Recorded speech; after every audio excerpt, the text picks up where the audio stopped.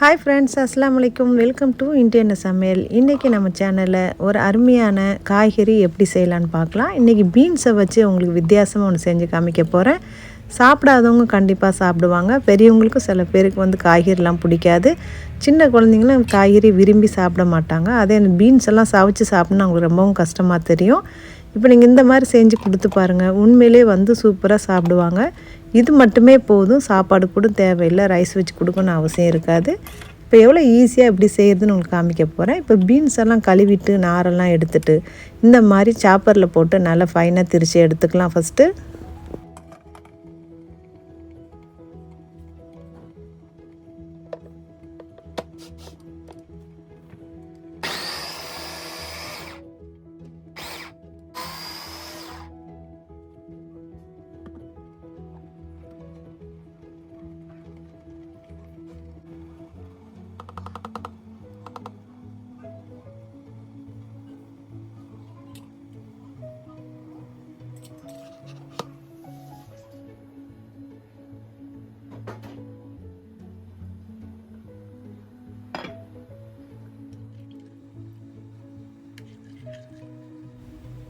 இன்றைக்கி நான் லஞ்சுக்கு தான் பண்ணியிருக்கேன். இது கூடயே ரசமும் ப்ளெயின் ரைஸும் வச்சுருக்கேன்.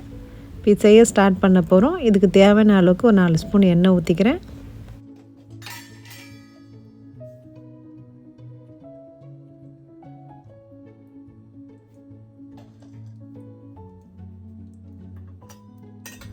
வெங்காயம் சின்னதாக கட் பண்ணி வச்சுருக்கேன், ஒரு 1/2 கப்பு. இப்போ இந்த வெங்காயத்தை கொஞ்சம் நல்லா ஃப்ரை பண்ணி எடுத்துக்கலாம்.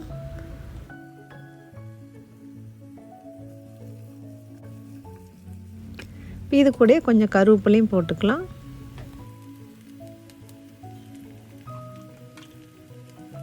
வெங்காயம் இந்த மாதிரி முக்கால்வாசி பொரிஞ்ச அப்புறமா நம்ம அரைச்சி வச்சுருந்த பீன்ஸும் இதோட போடலாம்.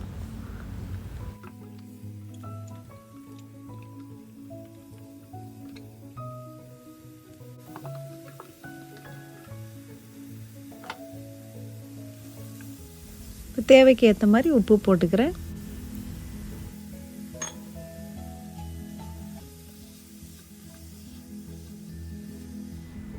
கொஞ்சம் பீன்ஸ் நல்லா வேகணும், அதனால் இதையே கழுவி ஒரு 1/4 கிளாஸ் தண்ணி இதில் சேர்த்துக்கிறேன்.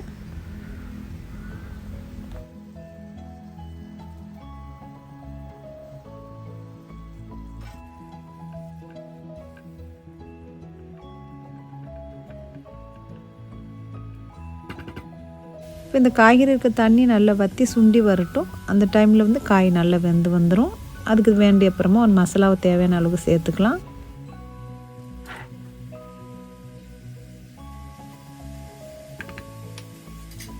நல்லா ஃப்ளேவருக்கு வேண்டி சிக்கன் மசாலா எடுத்துருக்கேன். இதில் ஒரு 1/2 டீஸ்பூன் அளவுக்கு நான் சேர்த்துக்கிறேன்.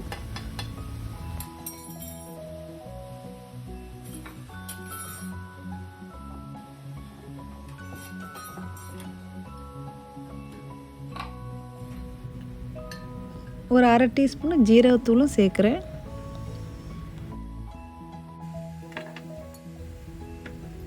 அதோட கொஞ்சம் மஞ்சத்தூளும் ஒரு 1/4 டீஸ்பூன் சேர்த்துக்கலாம். இது 1/2 கிலோ பீன்ஸு, அதனால ஒரு 1/2 டீஸ்பூன் அளவுக்கு பெப்பர் பவுடர் போடுறேன்.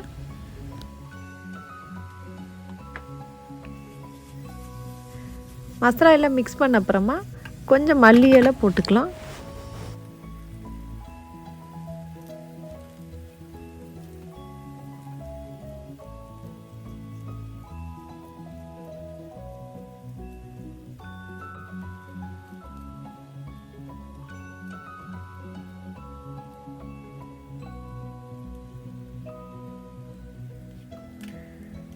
இப்போ நம்ம பீன்ஸு ரெடி ஆயிடுச்சு.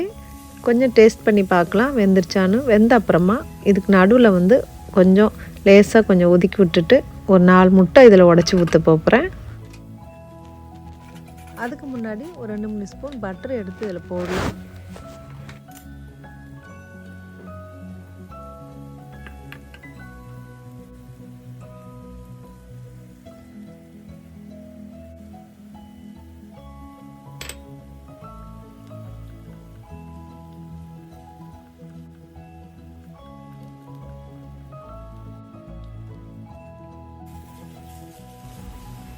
முட்டை ஊற்றின உடனே மிக்ஸ் பண்ணிவிட்டு ஸ்டவ்வை லோ ஃப்ளேமில் வச்சுருக்கேன். வச்சுட்டு இதுக்கப்புறம் 1 கப்பு சீஸ் எடுத்து இதில் போட்டுக்கலாம்.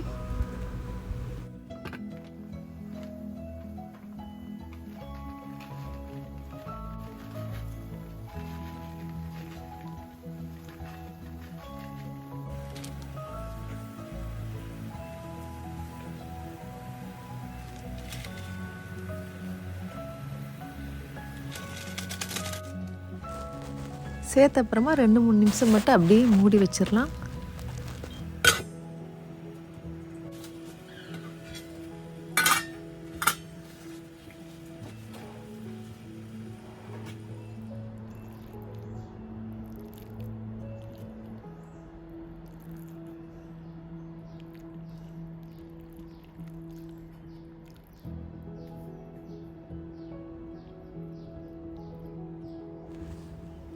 இப்போ ரெடி ஆயிடுச்சு. கண்டிப்பாக ட்ரை பண்ணி பாருங்கள். நீங்கள் சாப்பிட ஆரம்பிச்சிங்கன்னா அடிக்கடி செய்ய ஆரம்பிச்சிருவீங்க. எல்லாருமே விரும்பி சாப்பிடுவாங்க. ரொம்ப பிடிக்கும். இந்த வீடியோ உங்களுக்கு பிடிச்சிருந்தா ப்ளீஸ் லைக், ஷேர், சப்ஸ்கிரைப். மீண்டும் ஒரு நல்ல வீடியோவில் சந்திப்போம். தேங்க்ஸ் ஃபார் வாட்சிங் ஃப்ரெண்ட்ஸ்.